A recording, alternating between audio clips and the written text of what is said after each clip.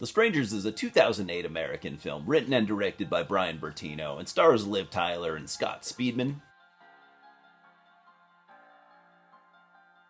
And the plot follows a couple terrorized by three masked people while they stay the night at a country family home. And it really is pretty much that simple, like tight home invasion film that is not, not really normally my cup of tea. I don't usually do like home invasion type things. But Bryan Bertino really knew how to shake things up, I think, just enough to make this, what a lot of people call a modern classic. And I just have to say, like, watching this in the theater last week, not only made me like a bigger fan of this film, but it also gave me a newfound hatred for those two garbage reboots, man. So I have seen this film, this original Strangers, once, like kind of back when it came out, and actually it might have been in the theater. I can't remember exactly. But even back in 2008, oddly enough, my horror tastes were still like pretty unrefined. I liked slashers, and I pretty much needed like a high body count, and I would consider The Strangers, I think, a slasher, but one with like strong home invasion flavors. So this not really having a high body count, kind of made me overlook this film. I mean, I didn't overlook it completely. I watched it, but it kind of hindered me from appreciating it, which was a dumb mistake, I think. But hey, I have a newfound appreciation for it now, and that's cool. Also, though it does not have a large body count, I think it makes up for it it makes up for it in the kills, like making the kills really count, with a lot of impact, and they often leave you feeling shaken up like the other characters do. And honestly, back to my appreciation, my newfound appreciation, that pretty much starts right at the beginning with the obviously Texas Chainsaw Massacre style intro, which was such a nice touch. Because just like Texas Chainsaw, it sets up the idea that The Strangers was based on true events, which it really wasn't. According to Bryan Bertino, he was inspired by the Manson family murders, especially like the Sharon Tate situation, home invasion and all that, and also a spree of break-ins that hit his community as a child.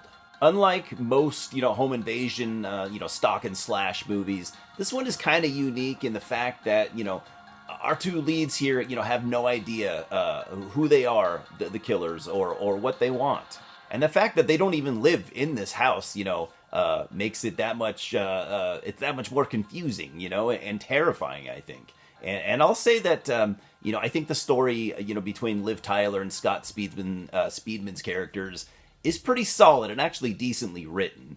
In a lot of movies, this whole, the first 15, 20 minutes or whatever, I think would have just left me bored and not caring, but not here. I also think that most films would have probably started out with the scene where you first meet our two leads. But Bryan Bertino had a different idea altogether, I think. He wanted you to know real quick that this story would probably not end well. And he lets you know this within just the first few minutes. So skipping forward a little bit, you see James and Kirsten, played by, they're a couple, played by Scott Speedman and Liv Tyler, returning late at night to James' parents' summer home after they were in town for a friend's wedding. You don't see that. You just see them, coming back to the house. And then you learn at the reception, James actually proposed to Kristen, in which she declined. So, back at the summer house, I thought this part of the story was, it actually worked really well. It was believable.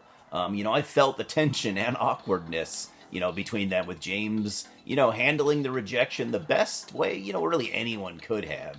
And you feel for Kirsten, too. She's not the bad guy in this story by any means. And not long after their return, you get the iconic scene at this point where you hear a knock on the door, which, wouldn't be unusual except for the fact that it's like 2 a.m. or something like that. And this is a very rural neighborhood.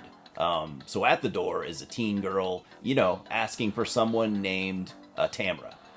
Which doesn't ring a bell at all. And, James and Kirsten look genuinely confused. So after that, he goes to buy her some cigarettes, and, our villains see the opportunity to strike. And, the viewer is in for, in my opinion, a pretty tense ride. So yeah, I'm so glad that I was able to catch this, like I said, in the theater, because this was just a much needed rewatch. So I'm giving The Strangers a 7 out of 10.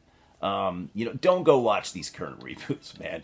Just stay home, and watch this again, or even for the first time, even better. It's kind of raw and gritty, and it's actually scary. Even has well placed jump scares, kind of a lost art nowadays. Hell, I mean, it even made me take a look into Brian Bertino's other stuff. Turns out I already own one of his other films, but I guess I just never watched it. Cheers, guys, and I'll see you at the multiplex.